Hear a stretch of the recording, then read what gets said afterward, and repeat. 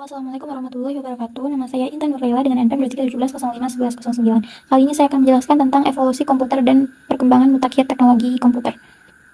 Nah, jadi yang pertama itu evolusi dan kinerja komputer, di mana perkembangan komputer ini meliputi peningkatan kecepatan prosesor, penyusutan ukuran komponen, peningkatan ukuran memori, dan peningkatan kapasitas serta kecepatan I/O.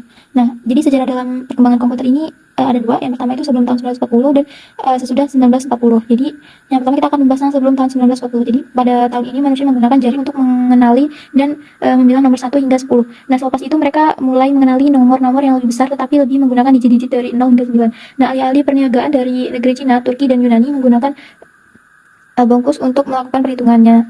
Pada tahun 1617, Johann Napier mengemukakan perhitungan logaritma dan menemukan alat yang disebut tulang Napier. Blaise Pascal menciptakan mesin perhitungan mekanikal pertama pada tahun 1642. Nah, mesin ini beroperasi dengan menggerakkan kia pada roda. Nah, Pascal juga telah banyak menyumbang ide dalam bidang matematika pada tahun 1816. Kemudian Charles Babbage membuat The Difference Engine. Mesin ini bisa menyelesaikan masalah perhitungan matematika seperti logaritma secara mekanikal dengan tepat sampai 20 digit. Kemudian Howard Aiken memperkenalkan penggunaan mesin elektromekanikal yang disebut dengan nama Mark I pada tahun 1937. Nah, bentuknya ini besar dan berat serta mengandung kabel wire yang panjang. Nah, untuk semua operasi di dalam komputer ini dijalankan oleh tenaga elektromagnetik. Nah, kemudian komputer generasi pertama. Jadi pada komputer generasi pertama ini menggunakan vakum tube, yaitu tabung vakum untuk menyimpan baris perintah. Nah, vakum tube ini diperlukan sangatlah banyak agar komputer dapat digunakan secara tepat, dan ukuran komputer generasi pertama ini sangat besar. Nah, jadi bagian dari komputer generasi pertama, yang pertama itu ada ENIAC atau Electronic Numerical Integrator and Computer. Nah, ini didesain dan dibangun oleh John Marconi dan Johann Presper Eckert di Universitas Pennsylvania, yaitu di mana Marconi ini merupakan guru besar teknik elektro. Pembangunan ENIAC ini dimulai pada tahun 1943 dengan persetujuan Army's Ballistics Research Laboratory. Kemudian ada Feynman Machine. Itu Feynman Machine ini mencetuskan ide mengenai konsep stored program, itu program penyimpanan sebagai pengembangan dari ENIAC. Kemudian ada komputer komersial, yaitu komputer yang dimulai pada tahun 1950-an yang bermunculan pada industri komputer. Kemudian komputer generasi kedua, yaitu adanya perubahan mendasar pada komputer kedua ini, yaitu penggantian vakum tube oleh transistor, di mana transistor ini memiliki spesifikasi, yaitu sepertinya itu seperti lebih kecil, lebih ringan, disipasi daya lebih rendah, kemudian solid state device, kemudian terbuat dari silikon sand. Dan transistor ini ditemukan pada tahun 1947 di lab oleh William Shockley. Nah, yang termasuk dalam komputer generasi kedua ini itu ada IBM 7094. IBM 7094 ini memiliki konfigurasi sebagai berikut. Yang pertama itu ada IBM 7094 yang dibuat dengan tujuan kemampuannya semakin meningkat, kapasitasnya semakin besar, dan biayanya semakin kecil. Kemudian yang kedua itu ada DEC PDP-1, yaitu Digital Equipment Corporation. DEC tahun 1957 itu meluncurkan komputer pertamanya, yaitu PDP-1.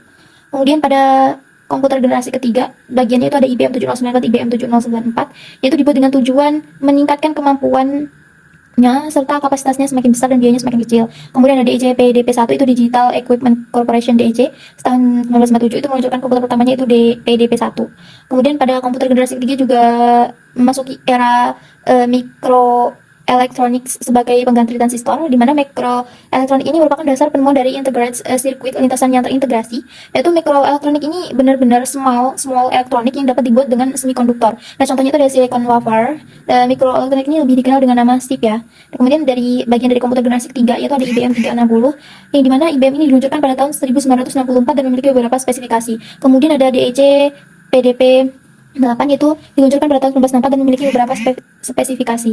Kemudian komputer generasi terakhir, yaitu pada komputer generasi terakhir ini sudah memanfaatkan mikroprosesor ya, di mana dia mengalami perkembangan. Yang pertama itu pada tahun 1971 sampai mengalami perkembangan mikroprosesor. Pertama itu 1971 sampai 4004, itu yaitu mikroprosesor yang pertama. Kemudian yang kedua itu semua komponen CPU-nya itu adalah single chip, yaitu 4 bit.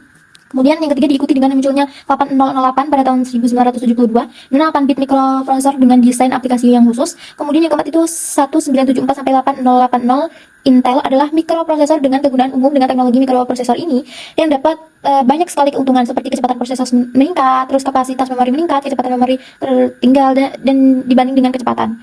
Kemudian struktur dari CPU itu terdiri dari sistem prosesor atau sering disebut dengan CPU, yaitu memori-memori dan piranti dan piranti masukan atau keluaran yang saling berhubungan dan saling dukung untuk mewujudkan fungsi operasi komputer secara keseluruhan. Nah, CPU adalah komponen pengolah data berdasarkan instruksi-instruksi yang diberikan kepadanya. Dalam mewujudkan fungsi dan tugasnya, CPU tersusun atas beberapa komponen sebagai bagian dari struktur CPU, yaitu ada Arithmetic and Logic Unit atau yang bisa disebut dengan ALU.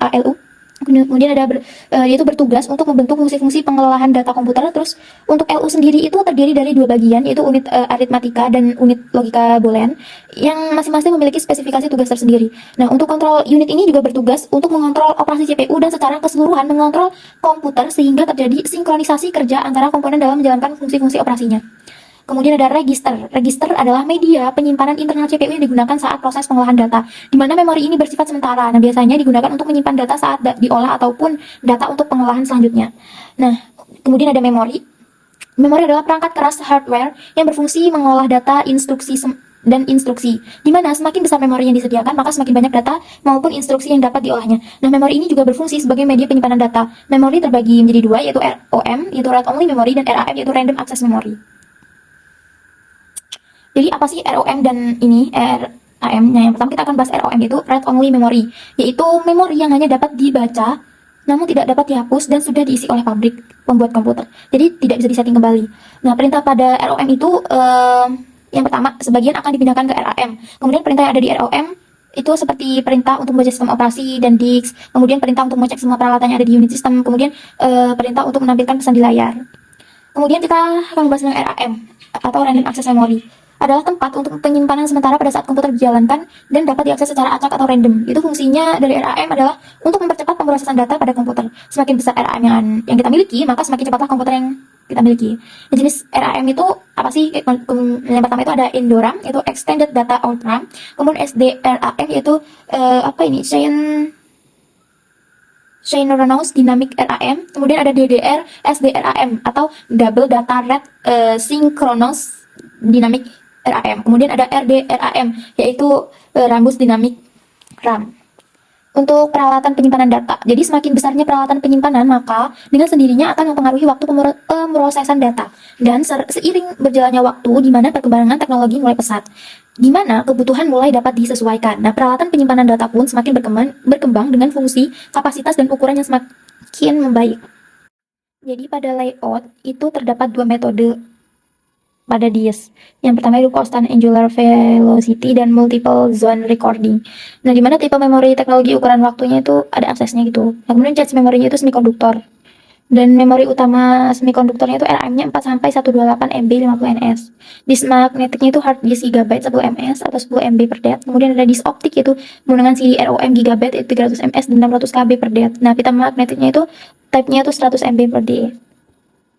Nah, kemudian kita akan bahas tentang fungsi CPU. Jadi fungsi CPU itu apa sih gitu? Kemudian gimana gitu cara menjalankan? Nah, pada CPU ini menjalankan program-program yang disimpan dalam memori utama dengan cara mengambil instruksi-instruksi, kemudian menguji instruksi tersebut dan mengeksekusinya satu persatu sesuai alur perintah. Kemudian proses eksekusi programnya itu adalah dengan mengambil pengolahan instruksi yang terdiri dari dua langkah. Yang pertama itu ada operasi pembacaan instruksi, yaitu bisa disebut dengan fetch, dan operasi pelaksanaan instruksi, yaitu execute. Bisa dilihat ya pada gambar itu, pertama start, kemudian mengambil instruksi berikutnya, kemudian mengeksekusi instruksi. Kalau nggak sesuai dia langsung balik lagi ke start, balik lagi, dan seterusnya. Terus perkembangan mutakhir teknologi CPU, yang pertama itu ada peningkatan kecepatan, yang kedua itu ada peningkatan inti atau core, kemudian yang ketiga ada peningkatan arsitektur, keempat ada pemanfaatan kecerdasan buatan, dan kelima itu komputasi kuantum. Oke, sekian sekian penjelasan dari saya. Apabila terdapat kekurangan dan kesalahan kata, saya mohon maaf. Saya akhiri. Wassalamualaikum warahmatullahi wabarakatuh.